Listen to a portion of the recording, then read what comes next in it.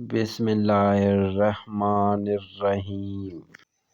سیدنا عمر بن خطاب سے مروی ہے کہ رسول کریم صلی اللہ علیہ وسلم نے فرمایا، جو آدمی اس حال میں مرا کہ وہ اللہ تعالیٰ اور آخرت کے دن پر ایمان رکھتا ہو تو اسے کہا جائے گا تو جنت کے 8 دروازوں میں سے جس دروازے سے چاہتا ہے داخل ہو جا۔ سیدنا ابو ہریرہ بیان کرتے ہیں کہ رسول کریم صلی اللہ علیہ وسلم سے یہ سوال کیا گیا، کون سا عمل سب سے زیادہ فضیلت والا اور کون سا عمل سب سے بہتر ہے؟ آپ صلی اللہ علیہ وسلم نے فرمایا، اللہ تعالیٰ اور اس کے رسول پر ایمان لانا۔ اس نے کہا، اے اللہ کے رسول، اس کے بعد کون سا ہے؟ آپ صلی اللہ علیہ وسلم نے فرمایا، اللہ کے راستے میں جہاد، جو کہ افضل اور اشرف عمل ہے۔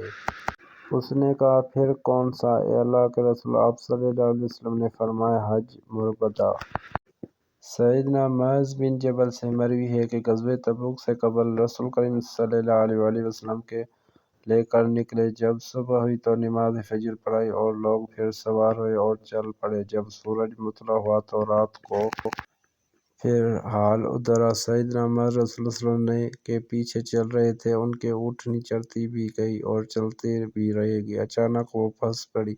سیدنا معاذ نے لگام کھینچی لیکن وہ دوڑنے لگی اور رسول کریم صلی اللہ علیہ وسلم کی اونٹنی بھی اس کی وجہ سے بھٹکنے لگی۔ پھر رسول کریم صلی اللہ علیہ وسلم نے سر سے کپڑا ہٹایا اور پیچھے متوجہ ہوئے اور دیکھے پورے لشکر میں سے سیدنا معاذ آپ صلی اللہ علیہ وسلم کے قریب ہیں۔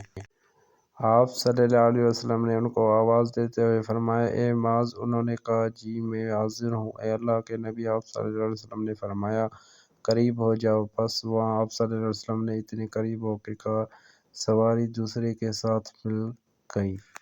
میں بھی اونگ رہا ہوں۔ بہرحال جب سیدنا معاذ نے دیکھا کہ رسول کریم صلی اللہ علیہ وسلم ان کے ساتھ خوش ہوئے اور ان کے ساتھ خلوت میں ہیں تو انہوں نے کہا، اے اللہ کے رسول، آپ مجھے ایک ایسی بات پوچھ لینے کی اجازت دیں جس نے مجھے بیمار اور پریشان کر کے رکھا ہے۔ اللہ کے نبی صلی اللہ علیہ وسلم نے فرمایا، جو چاہتے ہو سوال کر لو۔ انہوں نے کہا، اے اللہ کے نبی، آپ مجھے ایسا عمل بتا دیں کہ جو مجھے جنت میں داخل کر دے۔ میں آپ سے اس کے علاوہ کسی اور چیز کے بارے میں سوال نہیں کرتا۔ آپ صلی اللہ علیہ وسلم نے فرمایا، واہ واہ واہ! تم نے بڑے عمل کے بارے میں سوال کر دیا ہے، تم نے تو بڑے عمل کے بارے میں سوال کر دیا ہے۔ آپ صلی اللہ علیہ وسلم نے 3 دفعہ یہ جملہ دہرایا اور پھر فرمایا، لیکن یہ عمل اس آدمی کے لیے آسان ہے جس کے ساتھ اللہ تعالیٰ بھلائی کا ارادہ کر لے۔ پھر آپ صلی اللہ علیہ وسلم نے مزید کوئی بات بیان نہیں کی، البتہ انہی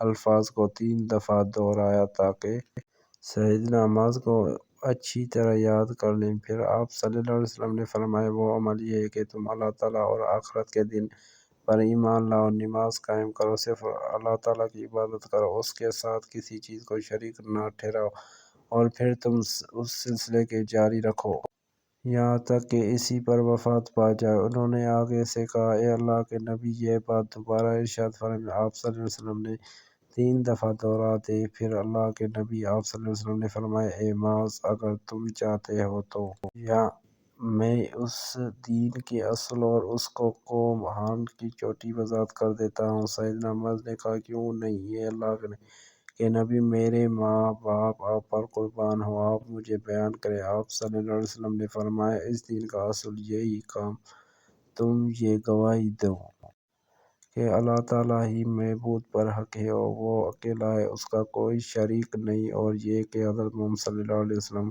اس کے بندے اور رسول ہیں، اور اس دین کا سہارا اور ستون یہی ہے کہ نماز قائم کی جائے اور زکوٰۃ ادا کی جائے، اور اس کی کوہان کی چوٹی جہاد فی سبیل اللہ ہے۔ مجھے تم یہ حکم دیا کہ میں اس وقت تک لوگوں سے قاتل کروں جب تک اس طرح نہ ہو جائے کہ وہ نماز قائم کریں اور زکوٰۃ کریں اور یہ شہادت دیں کہ اللہ تعالیٰ معبود پر حق ہے، وہ یکتا یگنا ہے، اس کا کوئی شریک نہیں، اور محمد صلی اللہ علیہ وسلم اس کے بندے اور رسول ہیں۔ جب لوگ یہ امور سر انجام دیں گے تو وہ خود بھی بچ جائیں گے اور اپنے نوجوانوں اور مالوں کو بھی بچا لیں گے، مگر ان کے حق کے ساتھ، اور ان کا حساب اللہ تعالیٰ پر ہوگا۔ پھر رسول کریم صلی اللہ علیہ وسلم نے مزید فرمایا، اس ذات کی قسم جس کے ہاتھ میں محمد کی جان فرض نماز کے بعد جنت کے درجات کو پانے کے جہاد فی سبیل اللہ کا ایسا عمل ہے جس میں چہرے کو متبر کیا جائے اور قدموں کو خاک آلود کیا جائے، اور ہر بندے کی تواضع کو سب سے زیادہ بھاری کرنے والا یہ عمل ہے کہ کم تم اللہ تعالیٰ کے راستے میں کوئی چھپایا خرچ کرو، پائے اللہ کے راستے میں کسی سواری دی دو۔ اگر ویڈیو پسند آئے تو ثواب کی نیت سے شیئر کرنا لازمی۔